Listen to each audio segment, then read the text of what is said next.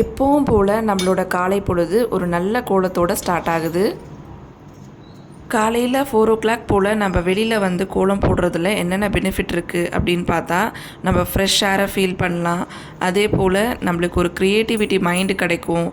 அன்றைக்கி டே ஃபுல்லாக நம்மளுக்கு க்ரியேட்டிவாக யோசிக்க தோணும். இந்த கோலத்தை ஃபினிஷ் பண்ணும்போது நம்மளுக்கு ஏதோ ஒரு பெரிய சந்தோஷம் கிடைக்கும். அது நல்லா வந்திருக்கும் போது அதை பார்த்து நம்மளுக்கு வந்து கொஞ்சம் ஹாப்பினஸ்ஸாக இருக்கும். ஸோ இந்த பிகினிங்ஸோட நம்மளோட டே ஸ்டார்ட் ஆகும் போது நம்மளுக்கு அந்த நாள் ஃபுல்லாக நல்லாவே இருக்கும். நீங்களும் இந்த மாதிரி காலையில் எழுந்து விரும்பி கோலம் போடுவீங்க அப்படின்னா கமெண்ட்டில் ஒரு ஹார்ட் கொடுங்க. இந்த கோலம்லாம் போட்டு முடிச்சுட்டு அதுக்கப்புறம் இந்த சைட் வியூவில் இருந்து அந்த கோலத்தை பார்த்து ரொட்டேட் பண்ணி ஒரு வீடியோ மாதிரி நான் எப்போவுமே எடுப்பேன்.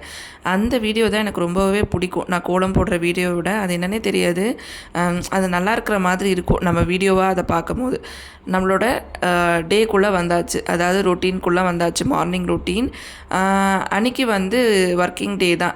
ஸோ நான் மீன் வாங்கியிருந்தேன் இல்லையா, அது வந்து வறுவலுக்கு மட்டும் நாங்கள் மேரினேட் பண்ணி நான் ஃப்ரிட்ஜிலே வச்சுருந்தேன்.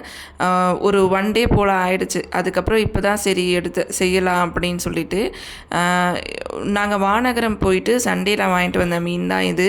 ஒரு டியூஸ்டே இல்லை வெனஸ்டே பக்கம் செஞ்சுருந்தேன்னு நினைக்கிறேன் இந்த மீன் எல்லாமே.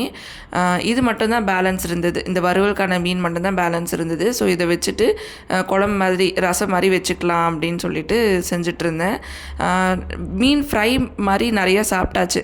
சரி பொடி மாஸ் மாதிரி ட்ரை பண்ணலாமே அப்படின்னு சொல்லிட்டு அப்போ தான் வந்து நம்மளுக்கு மைண்டில் பல்ப் எரிஞ்சது. சரின்னு சொல்லிட்டு பொடி மாஸ் மாதிரி பண்ணுறதுக்காக ரெடி பண்ணிகிட்டு இருந்தேன். கூடவே வந்து ரசம் வச்சிடலாம் அப்படின்ட்டு.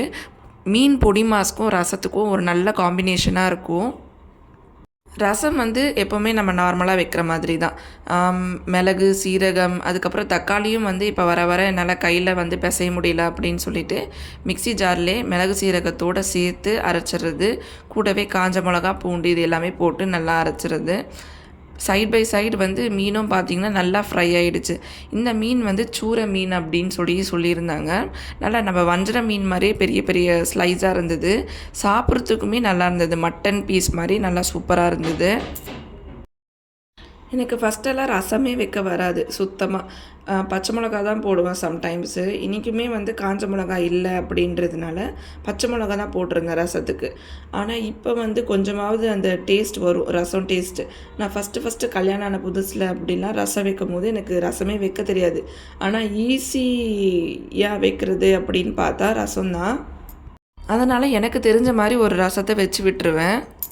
அப்போல்லாம் வந்து எனக்கு இந்த அளவுக்கு நாலேஜ் கிடையாது. யூடியூப் பார்த்து செய்யணும், இல்லை எதனா வீடியோ ரெசிபி கேட்டு செய்யணும், அந்த மாதிரிலாம் கிடையாது. எப்போயோ எங்கள் அம்மா செஞ்சுருப்பாங்க, அதை நான் பார்த்துருப்பேன். அந்த வந்து மைண்டில் வச்சுக்கிட்டு நம்ம செய்கிறது தான். அப்படி தான் வந்து இருந்துச்சு. அதுக்கப்புறம் இப்போ போக போக வந்து ரசத்துலேயே என்னென்னவோ டிஃப்ரெண்ட் ரசம்லாம் வருது. லெமன் ரசம், தக்காளி ரசம், எந்தெந்த ரசமும் வருது. ஆனால் நமக்கு தெரிஞ்சதுன்னா இந்த ஒரே ரசம் தான். தக்காளியை பிசைஞ்சு போட்டு மிளகு சீரகம் போட்டு காஞ்ச மிளகா பூண்டு போட்டு புளி ஊற்றி வைக்கிற ரசம் தான். இதை தான் நம்ம செய்கிறது டிஃபால்ட்டாக. அடுத்தது நம்ம டேயோட சூப்பர் ஸ்டார் வந்து இந்த மீன் பொடி மாஸ். இது வந்து நான் செஞ்சு ரொம்ப நாள் ஆச்சு. சரி அதனால் இன்றைக்கி செய்யலாம் அப்படின்னு சொல்லிட்டு. ரசம் வந்து ஈஸியாக ஒரு 5 minutes முடிஞ்சிரும். ஆனால் இந்த மீன் பொடி மாஸ் செய்கிறதுக்கு தான் எனக்கு கொஞ்சம் டைம் எடுத்தது. ஏன்னா ஃபஸ்ட்டு மீனை வறுத்துடணும், அதுக்கப்புறம் வந்து நம்ம இதுக்கு தேவையான காய்கறிலாம் வெட்டணும். என்கிட்ட வந்து அன்றைக்கி கேரட்டும் காலிஃப்ளவர் இது 2மே இருந்தது. சரி இது 2ம் போட்டு மீன் பொடி மாஸ் பண்ணலாம் அப்படின்ட்டு. சேம் டைம் பார்த்தோம் அப்படின்னா ரசமும் நல்லா கொதித்து வந்துருச்சு. ரசம் வந்து ஹாஃபாக கொதிக்கணும் அப்படின்னு சொல்லி எங்கள் அம்மா சொல்லுவாங்க. ஃபுல்லாகவும் கொதிக்க விட்டுறக்கூடாது, அதோட டேஸ்ட் வந்து மாறிடும் அப்படின்வாங்க. அதனால் அது கொதித்து மேலே வரும்போது அப்படியே அதை க்ளோஸ் பண்ணி வச்சிடணும், அதோட வாசனை போகக்கூடாது அப்படின்னு சொல்லுவாங்க. அந்த மாதிரி தான் பண்ணியிருந்தேன். இப்போலாம் பரவாயில்ல, ஓரளவுக்கு ரசம் வைக்க தெரியுது. ஆனால் ஸ்டார்டிங் ஸ்டேஜில் எனக்கு எதுவுமே வைக்க தெரியாது. எல்லாம் நம்ம பழக கற்றுக்கிறது தான். இந்த மீன் பொடி மாஸ் அப்படின்ற ஒரு ரெசிப்பியே வந்து எப்படி வந்துச்சு அப்படின்னா, நாங்கள் மீன் சாப்பிட ஆரம்பித்து ரொம்ப விரும்பி சாப்பிட ஆரம்பித்ததுக்கப்புறம் இந்த மீன் பொடி மாஸ் அப்படின்ட்டு செஞ்சு பார்க்கலாம் அப்படின்ட்டு. இது வரைக்கும் நான் இதை பற்றி வீடியோஸ்லாம் பார்த்தது கிடையாது. ஆனால் கேள்விப்பட்டிருக்கேன் மீன் பொடி மாஸ் அப்படின்னு சொல்லிட்டு. அந்த கேள்விப்பட்டதை வச்சு நம்மளாக ஒரு இமேஜினேஷனில் செஞ்சது தான் இது. காலிஃப்ளவர், கேரட், அதுக்கப்புறம் வெங்காயம், பச்சை மிளகாய் இது எல்லாமே நான் கட் பண்ணி வச்சுக்கிட்டேன். மீன் ஃப்ரை பண்ண அதே பேனில் திரும்பியும் ஹீட் பண்ணிவிட்டு 2 முட்டை உடச்சி ஊற்றியாச்சு. அதுக்கப்புறம் வந்து நம்ம கட் பண்ணி வச்ச வெஜிடபிள்ஸ் காலிஃப்ளவர் மட்டும் வந்து நான் என்ன பண்ணேன் அப்படின்னா, அதை கட் பண்ணிவிட்டு சின்ன சின்ன பீஸாக கட் பண்ணிவிட்டு ஹாட் வாட்டரில் மஞ்சள்தூள், சால்ட்டு இது 2மே போட்டு கொஞ்சம் கொதிக்க வச்சு இறக்கிட்டு அதுக்கப்புறம் ரொம்ப பொடிசாக கட் பண்ணி எடுத்து வச்சுருந்தேன். அதுக்கப்புறம் எண்ணெய் ஊற்றி அதுக்கப்புறம் இது எல்லாமே போட்டுட்டேன், வெஜிடபிள்ஸ் எல்லாமே போட்டுட்டேன். நேற்று மீந்த சாதம் கொஞ்சம் இருந்தது, பழைய சாதம். ஆனால் ரொம்பவே நல்லா இருந்தது. அதனால் சரி தயிர் ஊற்றி இன்றைக்கி காலையில் டிஃபனுக்கு இந்த பழைய சாதம் எடுத்துகிட்டு போகலாம் அப்படின்ட்டு அதையுமே ஒரு பக்கம் ரெடி பண்ணி வச்சுட்டேன். காலையில் டிஃபன் எதுவும் செய்யாததுனால இந்த பழைய சாதத்தை பார்த்தோன்னே எனக்கு ஒரு ஐடியா வந்துச்சு. இதில் தயிர் போட்டு நல்லா பிசைஞ்சு உப்பு போட்டு காலையில் இதை குடிச்சிருவோம், கொஞ்சம் ஃபில்லிங்காக இருக்கும் அப்படின்ட்டு.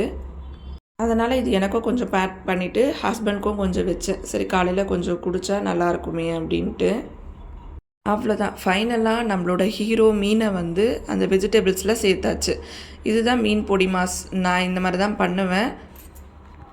நீங்கள் எப்படி பண்ணுவீங்க அப்படின்றத வந்து என் கூட கமெண்ட்டில் ஷேர் பண்ணிக்கோங்க. பழைய சாப்பாடு வந்து டிஃபனுக்கு எடுத்துக்கிட்டேன் அப்படின்னு சொன்னேன் இல்லையா, கூடவே வந்து ப்ரெட் இருந்தது அன்றைக்கி. சரி ஒரு 3 ஸ்லைஸ் ப்ரெட்டில் வந்து ஜாம் தடவி அதையும் கொண்டு போயிருந்தேன். நான் அன்றைக்கி செஞ்சுருந்த எல்லா ஐட்டமையும் வீடியோ எடுத்துருந்தேன். ஆனால் லாஸ்ட்டாக ஒயிட் ரைஸும் மீன் பொடி மாஸ் இது 2த்தையும் பேக் பண்ணுறத வீடியோ எடுக்க முடியல. ஏன்னா எனக்கு ரொம்ப டைம் ஆகிடுச்சு கிளம்பணும் அப்படின்ட்டு. மீன் பொடி மாஸே வந்து லாஸ்ட்டில் அதை கிளறி விட்டதுலாம் வந்து ஹஸ்பண்ட் தான். அன்றைக்கி வாட்டர் மெலானும் நாங்கள் மார்க்கெட்லேருந்து வாங்கிட்டு வந்திருந்தோம். ஸோ அதுவுமே கொஞ்சம் எனக்காக பேக் பண்ணிக்கிட்டேன். ஆனால் என்னால் சாப்பிட தான் முடியல. ஆக்சுவலாக நான் மறந்துட்டேன் இதை சாப்பிட்றதுக்கு. ஈவினிங்கில் எடுத்து பார்த்தாக்கா கொஞ்சம் ஸ்மெல் வந்த மாதிரி ஆயிடுச்சு. சரின்னு சொல்லிவிட்டு சாப்பிடாமலே வந்துட்டேன், பேக் பண்ணதோடு சரி. சம்மர் சீசன் ஸ்டார்ட் ஆகி இதுதான் ஃபஸ்ட்டு வாட்டர் மெலான். குழந்தைங்களுக்கு ஸ்நாக்ஸ்க்கும் பேக் பண்ணலாம் அப்படின்னு சொல்லிட்டு தான் வாங்கியிருந்தோம். ஒரு 2 டேஸ் தான் வச்சு சாப்பிட முடிஞ்சது. 4.5 கிலோ வாட்டர் மெலான் இது. ஆனால் ஒரு 2 டேஸ் தான் வச்சு எங்களால் சாப்பிட முடிஞ்சது. இந்த வாட்டி ஃப்ரிட்ஜில் ஏதோ வைக்கக்கூடாது அப்படின்ற மாதிரி டிசைட் பண்ணிட்டோம்.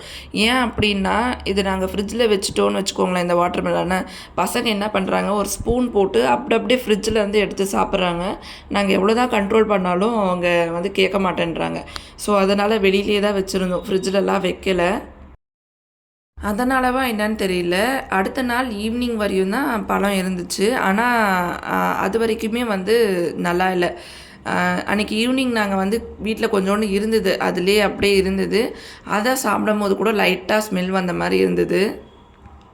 அவ்வளோதான், இந்த வீடியோ இதோட முடியுது. நெக்ஸ்ட் வீடியோவில் பார்க்கலாம். பாய்.